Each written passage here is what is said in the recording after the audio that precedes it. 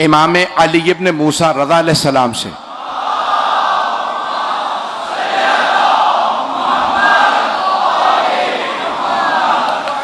कहा मौला एक मकाम है, वहां से जब लोग गुजरते हैं तो वहां उन्हें डाकू लूट लेते हैं।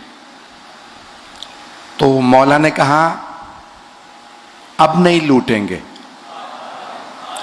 वो जो डाकू था ना, उसके ख्वाब में मौला आए, उससे कहा सब मेरी जियारत के लिए आते हैं, तू कब आएगा? सुबह उठा, लोगों से कहा मैंने ऐसा ख्वाब देखा, मैं तो बहुत गुनहगार हूं, चोर हूं, डाकू हूं, मेरे ख्वाब में क्यों आए? का पता नहीं, शायद ख्वाब सच्चा ना हो। अब एक मर्तबा एक आदमी आया मोमिन, का मुझे इमाम रजा ने भेजा। कहा मेरे नाम से भेजा? कहा हाँ, नाम लेके कहा उससे कहना तू कब आएगा मेरी बारगाह में? कहा मौला से जाके कहना मैं बहुत गुनहगार हूं, मैं चोर डाकू हूं, मैं गुनहगार हूं इसलिए नहीं आता। उसने ऐसे ही जाके मौला से कहा मौला वो कहता है मैं चोर हूं, डाकू हूं, किस मुंह से आऊं? मौला ने कहा मेरे पास सिर्फ नेक नहीं आते, हर तरह के लोग आते हैं, उससे कहो आए तो सही, जितना भी गुनहगार हो। अब एक मर्तबा सोचने लगा मुझे इमाम ने बुलाया है, इस किरदार से कैसे जाऊं? तवज्जो, सोचने लगा मैंने इतनी चोरियां की, इतनी डकैतियां की, किस मुंह से जाऊं? तो फिर कहा अच्छा तौबा कर लेता हूं, मौला से मिलने जा रहा हूं। लूटा हुआ माल लौटाने लगा, पता नहीं लोग है या नहीं है, लूटा हुआ माल सबको लौटाने लगा। लोगों ने कहा भाई जब तुमने लूट लिया था हमें भी तुम्हारा डर लगता है, लौटाने क्यों आए हो? कहा मैं नहीं लौटा रहा था, मुझे मौला ने बुलाया है, जाऊं तो किस मुंह से जाऊं? जब तक सबकी अमानतें लौटा ना दूं। अब रोता हुआ पहुंच तो गया, फिर शर्मिंदा, मैंने लौटा दिया लेकिन पता नहीं तौबा कबूल हुई या नहीं हुई। तवज्जो, अब वो खड़ा सोच रहा था, रो रहा था, मौला के कैसे जाऊं घर में, कैसे बारगाह में जाऊं? मौला ने खुद दरवाजा खोला, कहा आजा। जब हमने तौफीक दी आने की तो हम ही कबूलियत का दर्जा रखते हैं। अज़ीज़ाने गिरामी, ये बारगाहें ऐसी हैं। दूसरा पेश करना चाहता हूं, आपने नाम सुना होगा शेख बहाई का, हम हरम इमाम रज़ा में दफन है, बहुत बड़ा नाम है, बहुत बड़े आर्किटेक्ट थे, तमाम उलूम के माहिर थे, उनके कशकोल है। तो वो मुख्तलिफ उलूम के माहिर थे। जुमला गौर से सुनिएगा, मैं इसी पे तमाम कर दूंगा। अगर ये मैंने बात पहुंचा दी, मैं समझता हूं मेरी आज की मजलिस हो गई।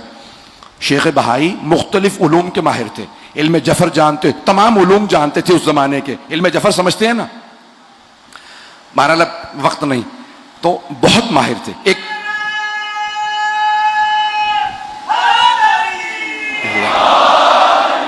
बस भैया, शेख बहाई एक तावीज़ लिखने लगे, कहा ये जो मौला रजा के हरम का सदर दरवाजा है ना, असल दरवाजा, बड़ा दरवाजा, मेन डोर का, उस पे ये तावीज़ लगाऊंगा। लोगों ने कहा क्या है ये तावीज़? का तुम नहीं जानते, बस मुझे मालूम है, या मौला रजा को ये मुझे अता है।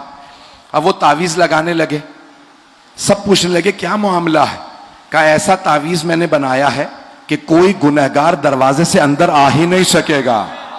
नहीं है लोग, कोई गुनहगार, लोग आइम्मा पे ताज्जुब करते हैं, उनके खादिम ऐसे होते हैं।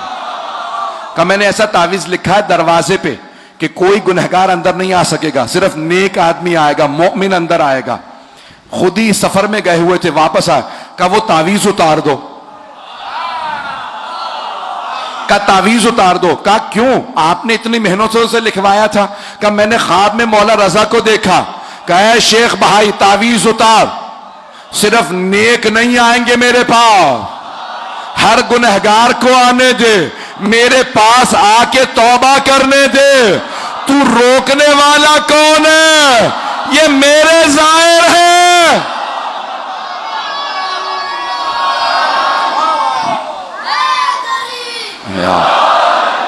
मेरे ज़ाहिर हैं, सबको आने दें। मैं शब आशूर के हिसाब से पेश कर रहा हूं, कोई भी आए आने दें, हुसैन के हैं।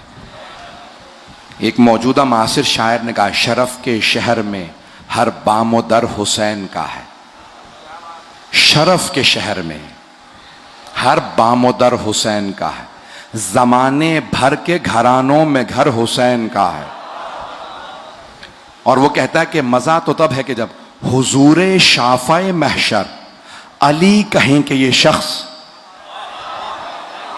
यानी रसूल खुदा की बारगाह में जनाब अमीर कहें, हुजूरे शाफ़ाए महशर अली कहें कि ये शख्स गुनहगार बहुत है मगर हुसैन का। बस भाई।